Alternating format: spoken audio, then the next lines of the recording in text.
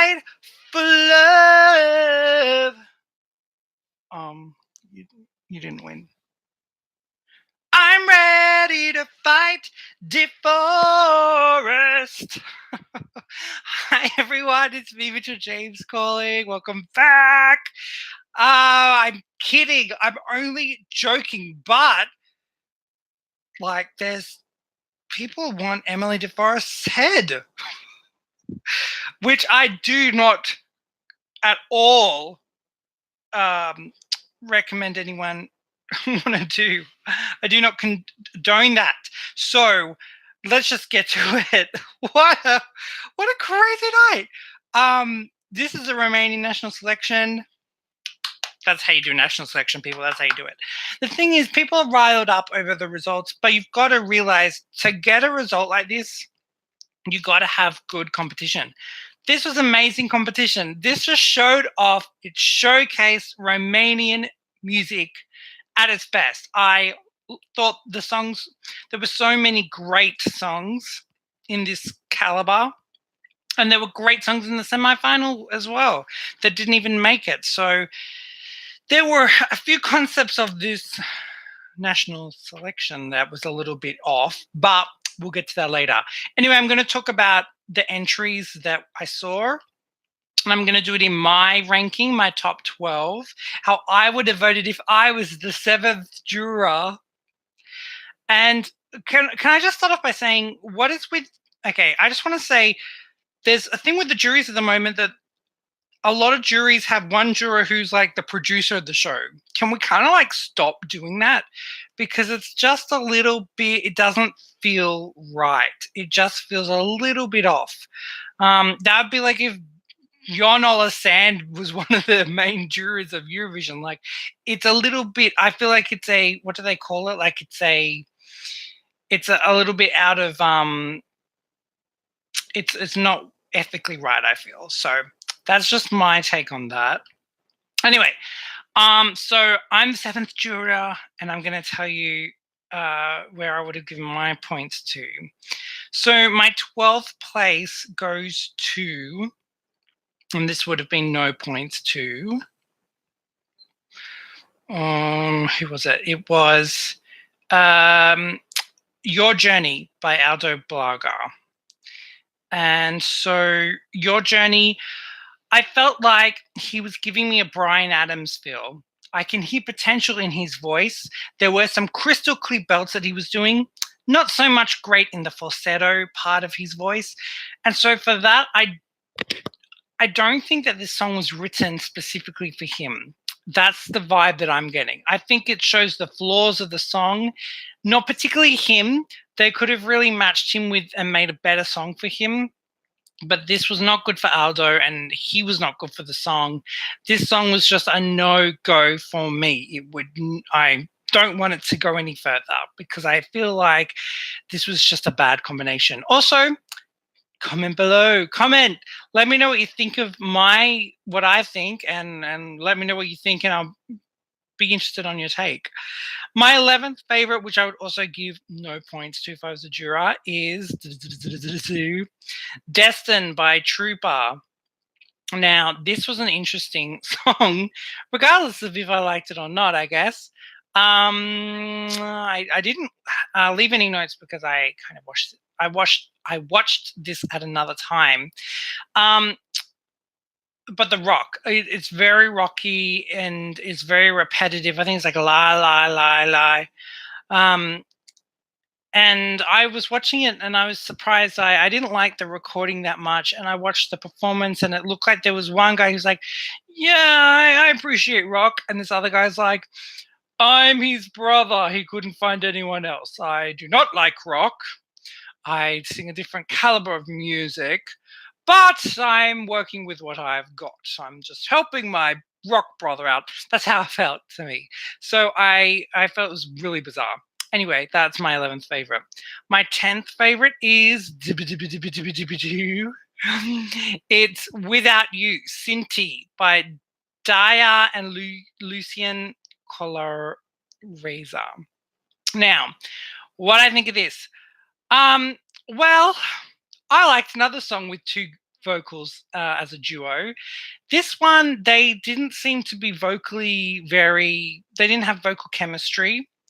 And I felt like it was very much like a pantomime performance. There was definitely a story to this song, but the story kind of overtook the song and it felt more like we were in a play. And they were like, she like pushed him, he's like there was not that much conviction in the story either, apart from how they were singing it.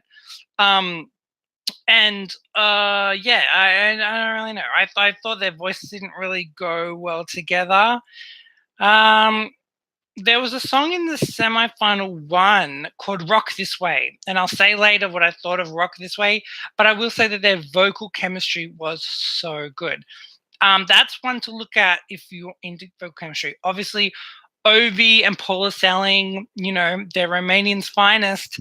Look at that and learn on how to kind of mesh vocals well. But they kind of like look like two soloists clashing together. And I was like, are you two actually fighting? It's bizarre. So my 9th favorite, which I would, that 10th favorite I'd give 1.2 if I was a juror. My 9th favorite, which I would give 2 points to, is Underground by Vaida. Now, this song actually won me over quite a bit. When I heard this in the first semi-final, and by the way, this was the first time I watched and listened to the live performances. I kind of missed the live performances of the semi-final. I only watched the recordings, the studio versions. Underground was underwhelming for me. I didn't really, I felt like it was a really simple song. And I felt like the singer was kind of bland. Watching this live, she actually delivered really well. I must say, I brought it up a lot, but I still have it at 9th. It was a very simple song still. There was a bit, I can't even remember how it went now, but it was like underground, or I can't even remember how the song goes now. But I wanted her to be like underground. And I was really annoyed in the recording that there were so many opportunities for her to go up and she kept going down. Well, during the live performances, she went up twice and she went up at the end. And I was like, you know what? You really just won me over. She was working really hard for such a really simple song. And so I'm glad that she kind of listened to my own mind and how I was thinking. But nonetheless, it doesn't really compete with the other stronger songs in this final. So my 8th favorite I'd give 3 points to goes to We Are the Ones by Claudiu Mirea. So what did I say about this? This one, it's nice enough, but it lost a lot of impact that the studio version had. I really heard like a kind of like vibe. The strength was kind of gone. The backing singers were pitchy, and it's a big deal when you have great, even if you do your own backing vocals in the studio recording, and then you actually watch the live show and the backing singers are always pitchy and like you hear one really loud because they're like, this is my moment, and but the song kind of falls into forgotten mode when it's in a competition lineup. So imagine how it would be if it was in the middle of Eurovision. I must admit it was one that kind of fell out of my mind as we got to the end. It was not memorable. So my 7th place, which I would give 4 points to, goes to Daina by Letiția, Moisescu, and Sensibil, Balkan. Okay, this song had a vibe of, there's a lot of oppas. It also reminded me of a song from 2006. I can't remember the country. I really should have looked it up. I might do it. It's like, la la la la la la la la la la la la la moya moya. If anyone remembers that, I have to look it up now. What's it called? La la la la la la la la la la. I guess Moya is the name of the song. Moya. It was Croatia. Croatia 2006. Watch that kind of similar vibe, although not really. It was just one woman and guy dancers. But yeah. Oh yeah, this one. I'm a huge fan of this one. I love the cultural elements. I saw this song being performed in more of a contemporary staging, kind of like how they did the Mocking Girls. They like to body like nobody to go like. I'm a fan of mixing traditional elements with pop. For sure, it's what I always say. Just makes a successful Eurovision song. But I'm not a fan of mixing them visually. There was like it was kind of like she was kind of contemporary. They had her like as the pole thing. And then the backgrounds were all really kind of old school traditional Romanian, and it's like, do not mix them together. When it has a great sound, I feel vocally she didn't move. While it has a great sound, I feel like vocally she didn't really move and it didn't give us anything worth showcasing. It started at a 6, it ended at a 6 with the voice. I love where it went with the chorus, and I love the whole theme of the song. And so that's why I placed it kind of not low, but in the middle range for me. It had a lot of potential. It could have really done amazing vocally, and they could have kept this contemporary, and I would have just been a really huge fan. I really liked it though. My sixth favorite, which I give 5 points to, right? 10, 9, 8, 7, 6, goes to Skyscraper by Teodora, Dinu. Oh, what a journey. What a journey. I loved this song when I heard it on the studio version. I absolutely loved it. And semifinal one had a lot of really strong songs like this, all from like strong women. And then I watched this live and oh gosh. So unfortunately, she was sharp the entire song. I don't know if it was nerves or if it was the song was just too low for her. If you're a singer, you usually know that when you are singing live and you are full of adrenaline, your pitch actually raises. You have the ability to sing a little bit higher. So sometimes that's why don't always just be comfortable. Move your key up to a bit higher. I could have put this up a semitone for sure. Which is what her voice was trying to do. She was not trying to do, but she was naturally going kind of higher up to a semitone. The verses were rough, for sure. They were just unbearable for me. She kind of had like really breathy, and because it was just so low, and she was like so like ready to give it, that she was just nope. It was really unfortunate. She did have, also she didn't really have a good mix with the backing singers as well. The high notes she executed were impressive a bit, but the whole thing was very struggle. Like you had to work really hard for it. And as an audience member, I was there gritting my teeth like, oh, I hope you get it. I hope you get it. But it was just too awkward to view. It was a lot of work, rather awkward to view. So I'll just check while we're halfway if I got any comments. No, not live. But comment below, tell me your thoughts. I love to read your comments and opinions. Fifth place, which I'm giving 6 points to, goes to Dear Father by Laura Bretan. Interesting song. Very interesting song. She had impressive classical vocals for sure. However, the verses leading up to that were too vulnerable, leading to shakiness for me. I wasn't sold until the chorus. The verses, I was like, this girl has like I think she was just telling the story so much that it was affecting her vocals. And if I'd never heard the song, I would have tapped out. I would have been like, okay, now I'm going to go get coffee. And I would have missed the whole greatness in the chorus and the end of the song. Although I did like ultimately that it had dynamic and went, from, I would say like from a 3 to a 7. But journey in the song is always good. I just thought it started off too. It didn't win me over. But luckily, I'm someone that will persevere, but most people I know wouldn't. So I don't think she had that pop and classical mix down, but the end was really impressive, and I like how she was dressed. And they just had her on the ground, unlike others this year, others that I may have to be invested in. But yeah, so like I said, pretty dress. Really, she looked really innocent and beautiful. Yeah, she looked the part. She looked ready for Eurovision. This song, I would have really focused vocally on the verses with her, and to kind of lose the emotion in a way, just to gain the vocal strength in the verses.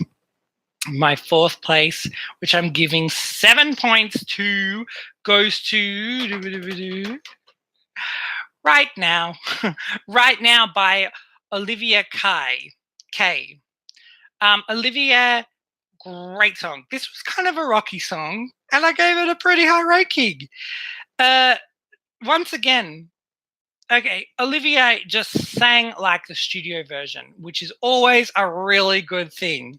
You kind of want to give it a little bit more, but he was singing like it, and that's better than not singing like a studio recording, like Bilal from France. I quite liked the backing singer's movement as well. I thought the choreography was just perfecto with everything. This is one where it's like, great job. And I liked how they were kind of like all down like they weren't like a line, they were like that way for the camera. The dancers reminded me of Andre Without Your Love, another 2006 reference, Armenia, where they're like, ba, ba, ba, ba, ba. And you're like, yeah, okay. There was quite a lot going on with the dancers, but all in all, I enjoyed it. There was even dynamic. I liked his high belting at the end. It was a really good job for me. It's really interesting because this probably isn't really my style of music. Like, it was okay. It does fit my style. I don't really not have a style. I kind of listen to everything. But I mean, it is not for a Eurovision choice. But I could appreciate that there was a lot of greatness in this song. My third place, which I'm giving 8 points to, goes to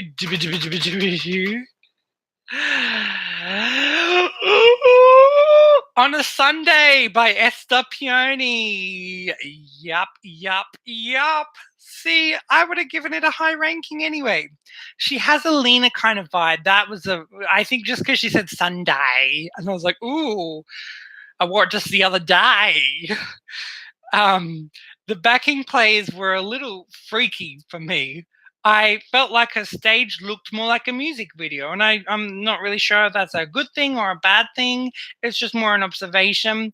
I feel like if she makes a music video, she's ready with the chair thing, and they could even bring that on the stage and be like, "Ooh, like you saw it in the music video. Now you're kind of getting that on stage look as well." And people were like, "Oh, that's exciting." So I think it's good. I think she was really working like sometimes I'm not a big fan of like blocks or seats. Dami Im had that block, and luckily they moved her off the block halfway through. I feel like sometimes it can limit you on stage. That's why I'm not a big fan of those dresses, because you just kind of have to stand there and be like, "Yup, this is me for 3 minutes." But she was kind of working around this limited space that she had. Okay. And like I said, the backing players were too freaky for me. She didn't sound as great live versus the studio version, but I liked the performance, and I find the song rather sophisticated. These are the notes I took before I knew that the results. I found the song rather sophisticated, and I always saw the song as kind of being a dark horse. I thought maybe people would underestimate it. But they can steer clear from the novelty with this one. I feel like with those backing plays being like, blah, blah, blah, blah, it's a little too novelty, and they can avoid the novelty, because this song has something great anyway without all that. It's just a real kind of artsy song. So yeah, don't put in the wackiness, because it could be taken really seriously. My second favorite, which I'm giving 10 points to, goes to It's Too Hard. The top two I equal. I don't usually do that, but had to, if I had to, oh, but I would have given it to Army of Love by Bella Santiago. I put it a second, but I really wouldn't. If it came first, I'd be so happy because I kind of want it to come first. Kind of like how I always say I want San Marino to win just to see what would logistically happen if San Marino won. But or Australia for that matter, what would logistically happen? It would just be very funny to watch, and um, and I love this song anyway. I really, really love this song. So she'd won, and I wanted it to win more, but I went with who was deserving, and I'm just putting this just at second, and I'll tell you the reasons why, and it's just very little reasons for me. But I really wanted this to win because I really want Tagalog in Eurovision. That would just be really cool. And then all the Pinoys and the Pinays would be like, woo! And then we'd get Filipinos into Eurovision. It's like, hey, Asia Pacific's coming along. Get ready. Yeah. So, okay. Army of Love. And I was thinking, doesn't the one like, we're ready to fight for love? That's what Courtney sang with Fight for Love, fight for, we're ready to fight for love. It's funny, that's a kind of trendy thing, but very different melody and all that. This kind of had a combination of Courtney Act, Fight for Love, not really, just that kind of theme. Then everyone saying Cyprus 2018, Alini, and also Wild Horses. Wild Horses? I'm Wild Dancer. Is it Wild Dancing? Yeah. From Ukraine 2004. Yeah. Wild Dancing. That's the kind of vibe I get, a combination of that. Where are you?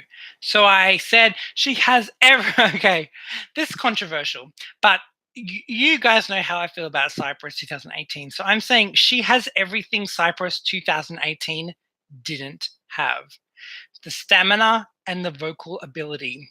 And that's what I said with Cyprus 2018. A lot of people are like, why didn't you ever show Cyprus? Why wasn't Cyprus ever in your top thing? And Cyprus was like my 23rd favorite last year. It was a song that I just disregarded, and then I watched and I disregarded again. If you take away the flames, if you take away her attitude, you're left with not that much. She had the whole cool vibe of Cyprus with the attitude, plus she was dancing and singing really well and had strength in her voice, and her vocal ability was just crazy. She had a really nice range. Such a brilliant performance, great use of dancers, loved her makeup and warrior costume. She can sing brilliantly. And what a moment for the Filipino diaspora to have Tagalog almost in Eurovision. It just would have been a moment. And it's a moment that I think maybe Romanians kind of took for granted. Maybe some of those jurors, although I think all the jurors knew that there was a Tagalog rap break, but I felt like they didn't really figure out the impact that would have. And that was the reason why the Tagalog in it would have made me really just flip out when it was sung in Eurovision. No, I'm not Filipino, but I'm very much into the Filipino music community, like I am with Eurovision and K-pop and all that kind of thing. And Filipinos love music. Like they treat music like how Australians treat sport. So they would have been proud, and there's Filipinos every single place in Europe, and they just would have been so excited. I would have loved for that to happen, but alas, it didn't.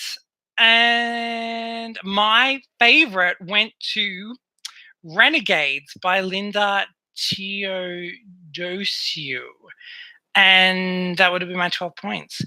Really random, hey, because it only got, what did it get in the points? It got okay. What did it come? I think it came 1, 2. What did it come? 1, 2, 3. I think it came like, I can't do math. There's so many numbers right now. I think it came fourth or something. And I think it got underestimated. I liked what she was wearing as well. She looked great. She was kind of like, take me to your heaven, which was in Israel. She definitely sounds how she sounds live, which I think that just won me over because I loved this song in the studio. And then she sang, and I was like, oh, good, you can sing just as strong. Very soulful and technically spot on. I love when she sang, like her mouth opened really wide and her vibrato came out crazy. And I was like, you know what you're doing. You know your strengths vocally, and that is a big plus for someone like me that looks out for things like that. I got chills at the end. I think she even sang higher than the recording. It was very impressive. Love how simplistic and striking the staging was. It was just her standing really and kind of like moving like that, and that was enough. It really made a moment for me. The song Near Like a Renegades, I felt like that sounded very similar to Domino by Sara Alto last year in the Finnish national selection, which maybe not a lot of people know about, but that was one of my favorite songs from the national selections last year. And I think if Sara Alto won with represented Finland with Domino over Monsters, it would have been like one of my favorite songs of the year. So compared to Monsters, which wasn't really one of my favorites. So, but I would have loved, because it's not really a copycat, I would have loved for that to do really well and kind of do it for the Dominoes as well, and show the strength that a song like that can have in Eurovision. I feel like the juries are trying to find something unique because they don't want a song that's kind of like the generic song that every country is striving for. But I don't think I don't think countries are putting in songs like that. I will say countries are putting in really unique songs from every country this year. Really, we're gonna have. It's not going to be a bunch of power ballads. It's going to be a bunch of just really unique sounds, which I love. I love that it's not really matching mainstream. It's not really matching Spotify, like chill music. It's the songs in Eurovision this year are really just trying to create the new trend, the new flavor. And hey, they can do it. So I think it's great that they found that power and they're acting on it this year. So far, anyway. So why would have I picked that over Army of Love? Because I love both of them pretty much the same. It's because something like I said, everyone will be like, "Oh, she's the Cyprus of 2019." Like people saying that about Kate Miller-Heidke in Australia. Oh, she's the Estonia of 2019. I'm never a big fan of copycats because it's been done, and also you never do well from copying. No one has ever copied a trend except for the Netherlands in 1975. That's how long ago, when you had ABBA, Waterloo, and then the next year there was Netherlands, in a song I was singing, when your mama lover is gone, gone, gone, hey, ding, ding, dong. And that was kind of a copycat. It was such a copycat of ABBA, and they won.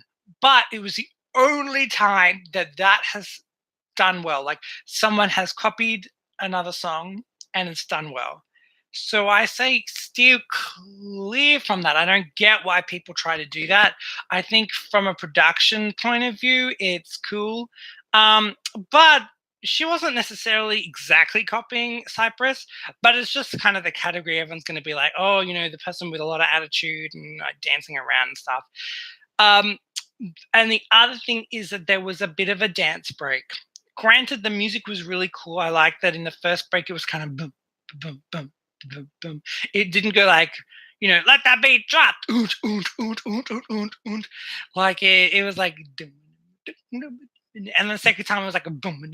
There was like a bit of beat. But I'm not, and also granted as well, there was a little dance break, but then at the end she's like, I'm ready to fight for love. She added her vocals in. But that was really just me nitpicking in the reasons why I wouldn't have put it first. But either way, I would have loved it to go through. I would have approved it. So the results, some of you, I'm guessing most of you would know. Army of Love didn't win. I was surprised that the result happened because it was from the time I've been listening to the studio recordings. All I've heard is it's between Bella Santiago and people said Bella and Linda. Although I've heard Laura as well, Bella, Linda, Laura, and then it went to Ester. And I was like, skirt, what the heck? I didn't even get to watch the results because I went straight on to ESC Fan TV. And so because it's morning here, I woke up and I quickly watched the videos, the performances, and I didn't even have time to watch like the rest of the show. So I just sat down and got ready and I was like, who won, by the way? And they're like, Ester. And I was like, what? I did not see that coming. Although I'm not in like the bubble of Romanian Eurovision, but it was a shock to me because I didn't really, so, but like I said, I put Ester on a Sunday third. And in the I think this was in semi-final 2 originally, and I ranked that second. And I put Renegades first. Yeah. And so, yeah, there you go. So that kind of makes sense. Why did I put it second and why did I put it third in the final? Because I felt like it did have something really unique. And I wanted to acknowledge that. From a kind of critic point of view, I want to say this is a one that's up there. The song is really artistic, and I like, and I hear beautiful sounds. Thinking about it now, all I can think of is the hook to Renegades, the hook to Army of Love, and I've listened to this on a Sunday like 4 times, and I can't remember how it goes. And I feel like that is going to happen. I feel like the jury will still come on when it comes to Eurovision. The jury will vote for this really well. I don't think they'll vote for it first, second, third, fourth, but they might vote for it like 6th, 7th. And then I think we're going to get a thing like Zib's Stone last year, in that the televoting will just be so low because everyone's disregarded it. So, I mean, if you want to just put in a song that kind of does deserve to be there, but it won't do well, then go for it. I think that's the risk they took. Yeah, and so I'm not so mad, but there's a lot of people that are mad at this result. I am surprised. Thank you, Romania, for... Okay, there's a few things that I'm a little bit critical of with the Romanian national selection, but that's the format, that's what it is. But something I'm very thankful of that Australia Decides didn't actually do was that Romania released a detailed breakdown of how the jury voted. Thank you, thank you, thank you. That's wonderful. So we can look at how everyone voted. And one of the jurors was Emily de Forest, the winner of Eurovision 2013. Holy teardrops! The one who smashed her trophy a few years ago accidentally. And yeah, it was really interesting to see that she didn't even, because the way they did it is there were 12, right? So they voted like in Eurovision, 1 to 8 for their 10th to third favorite, and then the second gets 10, the first gets 12. That's exactly how they did it. So that meant that 12th and 11th didn't get any points. Everyone's least 2 favorites just got wiped out of their voting. And so Emily de Forest gave no points to Army of Love. Really different from everyone else. I'll look at the voting. I think it was like the Wee Wee blogs, people gave her 10, 10, 10, 10, 10. Yeah, it was 10, 10, 10, 10, 10. Emily de Forest, nothing. And so she came second in the jury anyway. I don't know where I think at the end, let's see. At the end she came, hang on. At the end she came third. Yeah. At the end, she came third. There was also, I think, I'm not sure how true this is, but with the calculations of the voting, it isn't like how Eurovision is 50% jury, 50% televoting. They did it where it was like the televoting had 1/7 of a say to the jury, apparently. So yeah, so that's really low. They were going on this international jury. The semifinals had Romanian jury members, and the final was made up of they said international jury, although I think one of the jurors was the producer of the show, which I said before is, to me, it's just an ethical no-no. But yeah, and yeah, so yeah, I'm just looking at the voting, how they voted. Yeah, so she came third, and I guess the televoting was not anywhere near as high. So televoting, you have yourself to blame as well. Everyone liked On a Sunday by the looks of it. The televoting gave, the televoting gave first place to Dear Father, which is why Army of Love came third. Right. Oh, right. Okay. Oh, I'm seeing it now. Okay. So because the televoting was so low, they actually gave their first place. The televoting first place was Dear Father. Laura, Laura Bretan, the classical singer. And the second place was not even Army of Love. It was Destin by Trooper, the rock song. The rock song. Oh my gosh. So maybe the Romanian jury having a big impact is maybe a good thing. I'm not sure. But that's why you get songs like, I think last year I think they've changed it up recently, and last year the televote was right into the song Goodbye, which for the first time never made a final, and Romania got really angry. I actually liked the song Goodbye. Once again, it's a power pop song more than a rock song, but I really liked it. I thought stage-wise it lost a lot of it, the staging was terrible for that, and I just was like embarrassed to say I kind of liked the song once, but yeah. But so they're being like, well, the Romanians don't know anything. But yeah, they gave Destin Trooper the rock song second.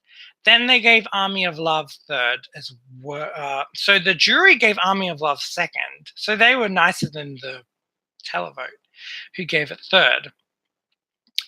Interestingly enough, On a Sunday, I think people are getting annoyed now, maybe in Romania as well, because On a Sunday only came eighth, right? Eighth.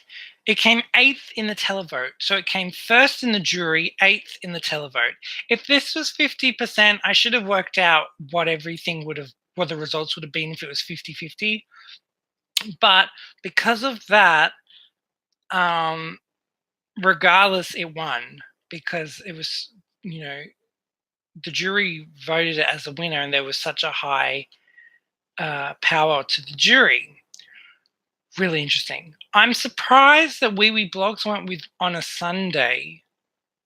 The two members both voted On a Sunday, because I really thought that Army of Love and stuff would have been up there. Maybe there's something they know that we don't.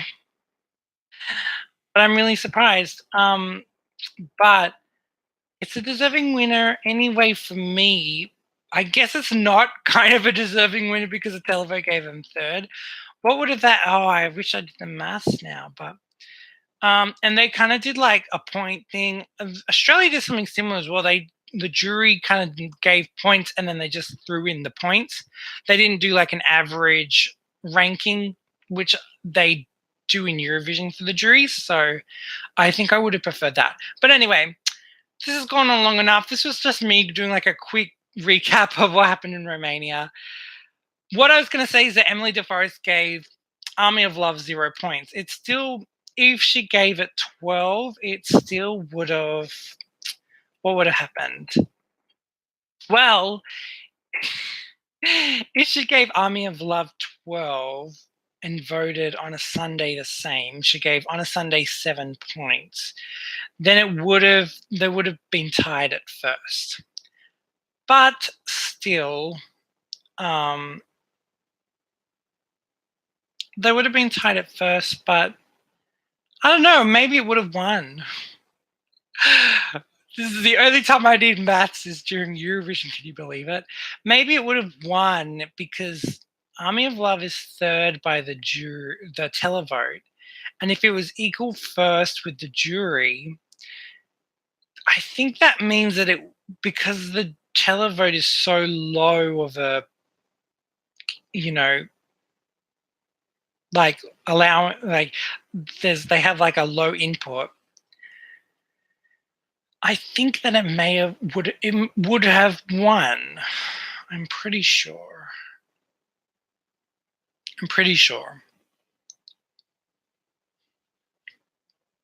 Or it would have gone to Dear Father. Would it? Yeah.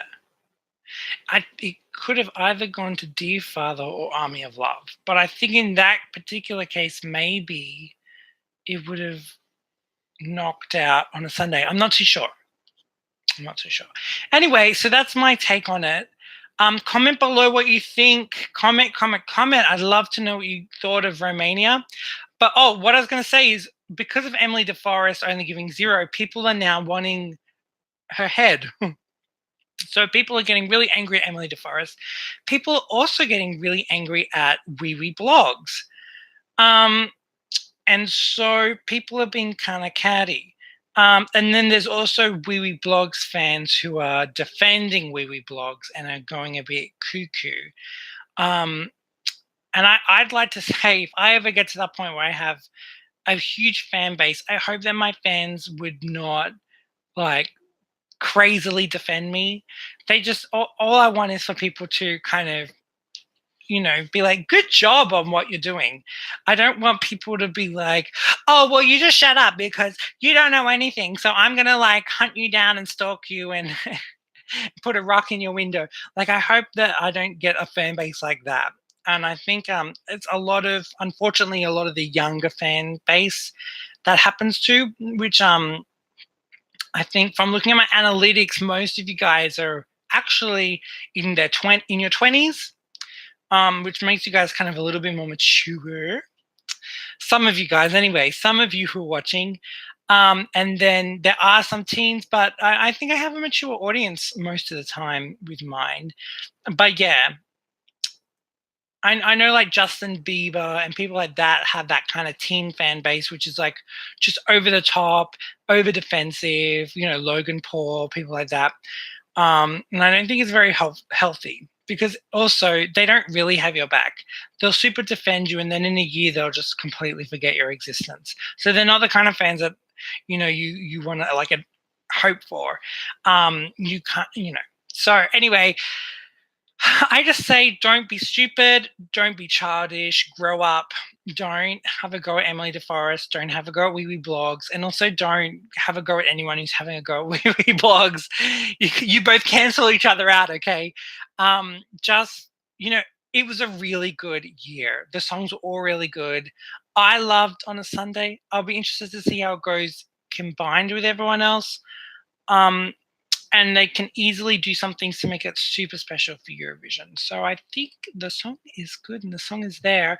That's half the battle, that a lot of songs wish they had a better song. And she's got a great voice. She sang pretty well.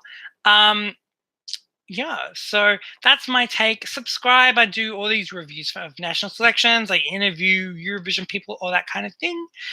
And I have some announcements as well. So if you're watching this, if you've gone this far in my video, you're probably the kind of person that would be interested in this announcement.